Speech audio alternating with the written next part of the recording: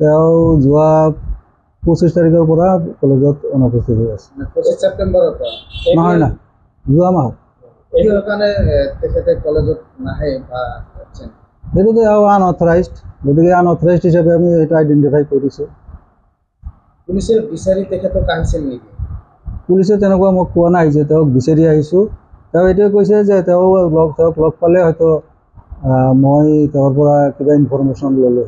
পুলিচে তেনেকুৱা তথ্য কেৱল মোক সুধিছে তেওঁক অনুমতি দিয়া হৈছে নেকি আৰু আমাৰ ইয়াত চেণ্টাৰ হৈছে নেকি। মই কৈছোঁ যে আমি নাজানোৱে, গতিকে আমি চেণ্টাৰ দিয়াও নাই বা তেওঁক লগত কোনো চুক্তি বা কোনো ৰিটাৰ্ণ একো হোৱা নাই, মৌখিক একো হোৱা নাই।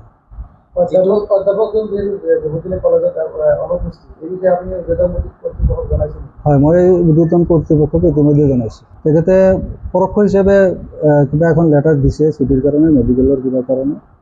তথাপিও সেইটোতো তেওঁ ফিজিকেলি অহা নাই আৰু তেওঁ যেনেকৈ আনঅথৰাইজড আছে সেই অথৰাইজড হৈ আছে। কেইমাহমান আগতে ইয়াত যিটো পিএমচিৰ কিবা স্কিম চলি আছিলে, তেতিয়াও তাৰ ক্ষেত্ৰত এই ছাৰজন তাতে জড়িত হৈ আছে? নাই, তেওঁ চলাইছিল।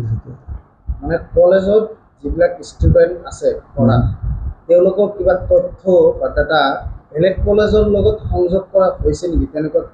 সেইখিনিতো মই গম নাপাওঁ, তেওঁলোকক মই পঠোৱাও নাই, তেওঁলোকে মোৰ লগত কোনো আলোচনা কৰিও যোৱা নাই। নহয়, যদি কলেজৰ ছাত্ৰক তেওঁ কিবা ঠগাইছে বা কিবা অন্যায় কৰিছে, ইতিমধ্যে হয়তো মই শুনামতে এইটো এটা তদন্ত আৰম্ভ হৈছে।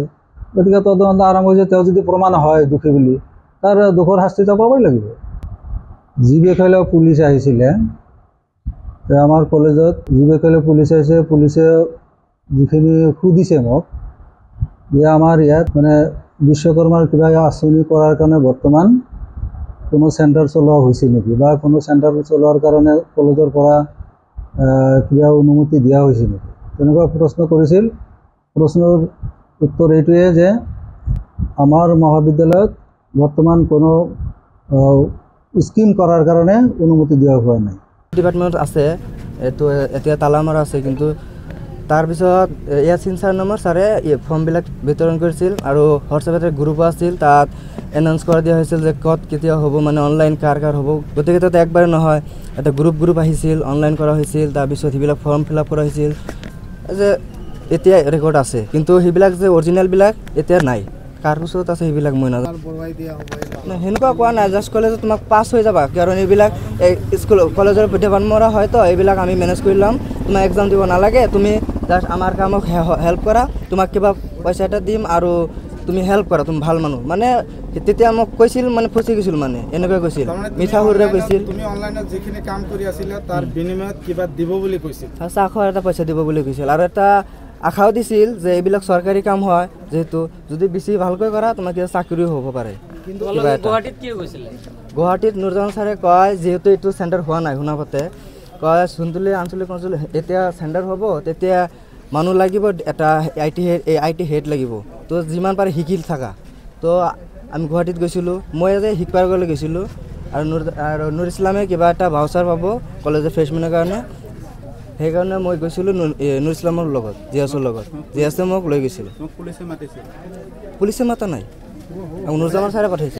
স্কিলিয়ান নামৰ এটা প্ৰজেক্ট আহিছিল, এই প্ৰজেক্টটো আমাৰ কলেজত নুৰজামান ছাৰে আনিছিল।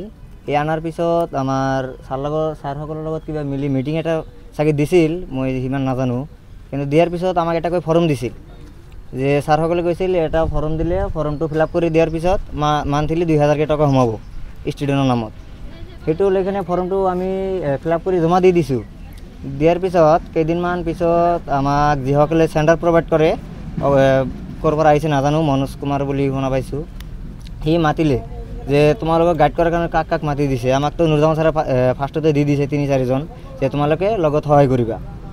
সেই ছিষ্টেমত আমি গৈছোঁ। যোৱাৰ পিছত আমাক যেতিয়া কাগজটো ভেৰিফাই কৰিব লাগে, ডকুমেণ্টবিলাক, আমাক তাৰ পৰা মাছ দিলে, এটা অফিচ দেখাই দিছিল। অফিচটো হ'লে বিহাৰবাৰী আছিল, তাতে আমাক লৈ গ'ল। লৈ যোৱাৰ পিছত ৰুমত যেতিয়া গৈছোঁ, তাৰ 5 মিনিটমান পিছতো পুলিচ আহিছিল। আহি কিনে মানে সিহঁতক ধৰি লৈ গ'ল। আমাক পুলিচে তহঁতে কিহৰ কাৰণে আহিছে, মই কৈছোঁ আমাক মাতি লৈ আহিছে ষ্টুডেণ্টবিলাক ডাটাবিলাক ভেৰিফাই কৰিব। সেইটো ক'লোঁ। তাৰপিছত আমাক থানাত লৈ গ'ল। লৈ যোৱাৰ পিছত আমাক কিবা কিবি জিজ্ঞাসা কৰিলে। মই মানে পুলিচে সিহঁতে তদন্ত কৰি মানে কিবা ডুপ্লিকেচি পাইছে, সেইবিলাক আমি নাজানো। সেইবিলাক ছাৰে জানে বা সিহঁতে জানে। জিজ্ঞাসা কৰাৰ পিছত আমাক একো পোৱা নাই, তাৰপিছত আমাক এনেই মানে এৰি দিছে।